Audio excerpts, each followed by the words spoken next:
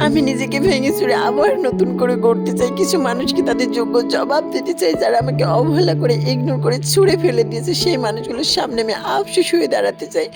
তো সেই মানুষটা ভালো থাকুক, যেই মানুষটা আমার জীবনটা নষ্ট করে এলোমেলো করে দিয়েছে, সেই মানুষটা ভালো থাকুক। কিন্তু ভগবানের কাছে এটাই চাওয়া, সেই মানুষটা যেন আমি সামনাসামনি না হই।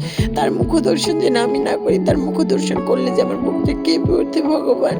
সো বন্ধুরা, কেমন আছো তোমরা? আশা করি সবাই ভালো আছো। আমি অতটা ভালো নেই। তো তোমরা অনেকে আমাকে জিজ্ঞাসা করছো, "দিদি তোমার কি হয়েছে? দিদি তোমার কি হয়েছে? আমাদেরকে বলো।" তো তোমাদের কাছে আমি সবকিছু খুলে বলবো বন্ধুরা। এর আগে আমার কিছু প্রাইভেট প্রবলেম আছে। আমার প্রবলেমগুলো সলভ হওয়ার পর আমি তোমাদের কাছে সবকিছু খুলে বলবো বন্ধুরা। আমাদের জীবনে মানুষ আসে, কিন্তু সেই মানুষগুলো যখন প্রয়োজন হয় তখন আসে। তাদের প্রয়োজন ফুরিয়ে গেলে ছুঁড়ে ফেলে দেয়, কাজের মতো ছুঁড়ে ফেলে দেয়।